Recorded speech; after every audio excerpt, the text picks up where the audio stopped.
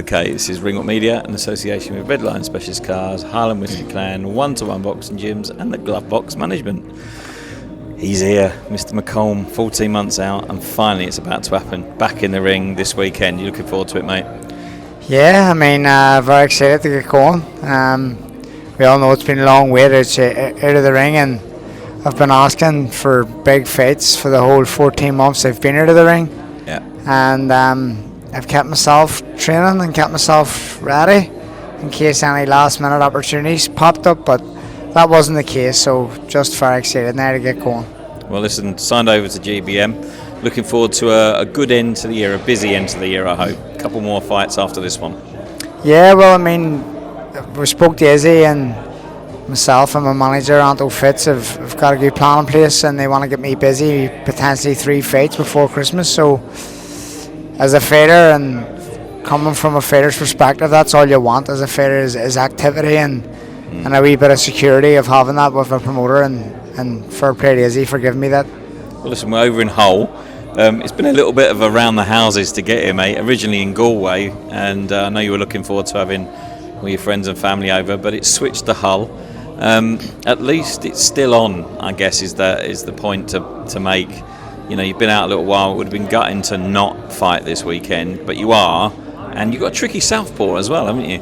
Yeah, well, you know what? There's a lot of fighters that weren't fortunate enough to get out as soon as I have. My date remained the same as he got me out. He stuck to his word. He gave me his word to begin with. He stuck to it. He's got me out on the 20th of June, the original date that I was training for. And there's other fighters in Ireland who weren't fortunate enough to get out on the same date. So, I mean, obviously it's disappointing not to be fighting in Galway, such a beautiful city in the south of Ireland. And obviously I had a lot of support travelling with me, lots of support, and they're disappointed too. I'm not, because I'm still excited to fight again. I've got a tricky southpaw, and I've got a good little task on my hands. He's coming to win no matter what. I've watched a bit of him. He throws good combinations. He's got good variety of punches, and he's tricky. So, I mean, I haven't took an easy route back, and that just goes to show what type of personality I have. What's the point in having a knockover job? I wanted to have someone who's going to come and win, and I've got that on a good tricky southpaw. So, excited. Well, that's it. That's the bit that's going to push you back up into those title sort of fights quickly. You know, you need a good challenge now to kind of get yourself back in, and then another one in a couple of months, and then hopefully towards the end of the year you might even get a look in on a title. You never know. Yeah, well, as I say, that's a plan. Listen, obviously you can't fight for the title now coming off a loss, so yeah. Main focus here for me is get a win at all costs, no matter what. I don't care about the performance, I don't care about the knockout, I don't care about any of that shit. I just want to box, put on a decent performance, come out injury free and healthy, both opponents, and then put myself back in the hat for title fights come maybe September time. And then push on for the end of the year. I'll be happy enough with that.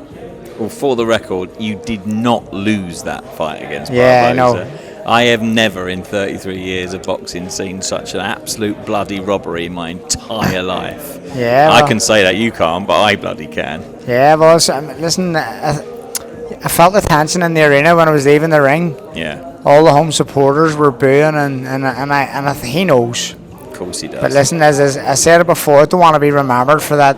Absolutely. For that bad decision. I want to be remembered for going and winning world titles. So the hunger is fucking, it's right there, and it's going to be sweeter when I do win that world title. I'll be able to rub it into the face of those, because they've put so much backing behind Barboza, who fell short of a world title with Teofimo Lopez, and when I surpass him and win that world title, I'll get the last laugh. You definitely will. Now listen, we saw each other at the weekend, didn't we? We were up in Belfast. Good little show on, and the Jay Byrne show, yeah. It was you there to watch. It was good fights, wasn't there? I was just there to watch all the local lads in Belfast. It's a small tight community, and yeah. I mean, it was a good show put on throughout. I mean, all great fights, good matchmaking throughout. For so early in a lot of them fighters' careers, and obviously there was no knockouts. It just goes to show you that it was good matchmaking, and good experience for all the lads that were fighting on the card. And I think shows like that, not just in Belfast, but everywhere in the UK and Ireland, they're so important to get that quality, because it just gives a much better chance of a fighter to actually get somewhere and to see where they're at.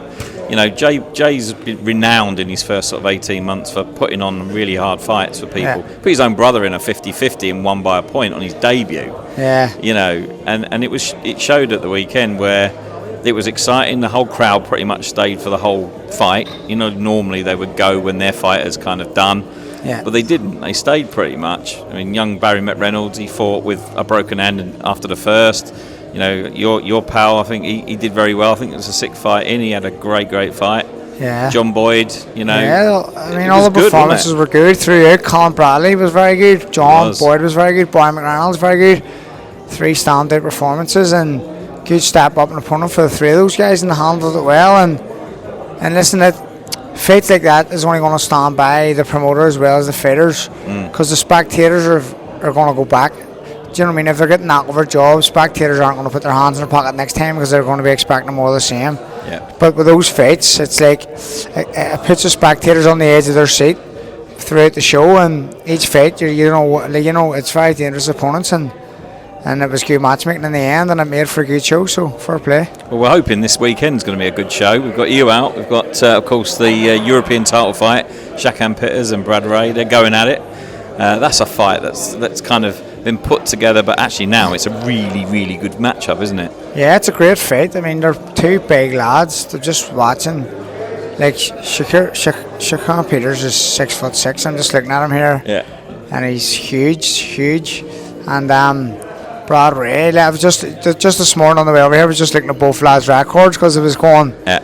Usually I'm very blunt and I would call a winner, but I'm looking going like I can't even separate these 2 lads, and it's for an iconic title in the EBU. It's going to put the both lads in the good rankings with all governing bodies, and it's a great opportunity for both lads. And listen, both of them have fought some top fighters themselves. I mean, Dan Aziz and stuff, so they've both got that experience before, and they know what they expect come Saturday night. So look, after my fight, hopefully I get a good win, and I'll be coming out to sit ringside to watch. That'd be nice, wouldn't it? Yeah. Now listen, your podcast doing very well, isn't it? You're enjoying it. I listen to it. It's great.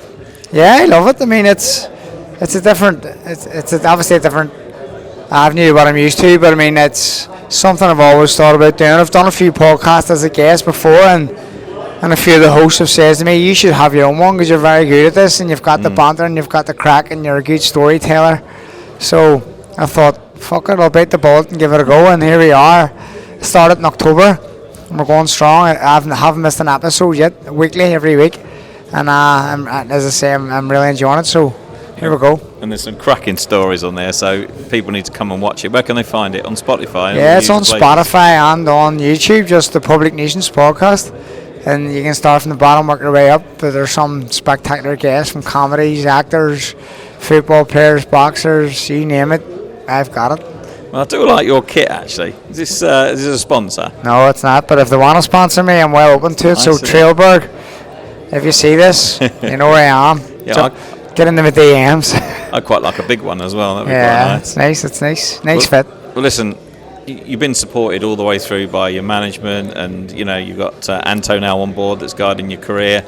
You've got an abundance of supporters and sponsors. Give them all a bit of a shout out now. Yeah, I mean, obviously, look, listen, the sponsors have come on board throughout my career. Is all like there's hundreds to name, but like particularly for this fight, we've got Cozy Roof, that prize guy who just seems to just keep it flowing all the time with sponsorship.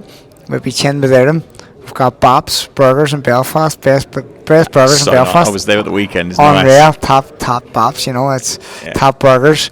We've got Brown's Fish and Chips in West Belfast. Unbelievable, good fish and chips with sweet curry. Hard to whack. Something I'll be eating when I get home. And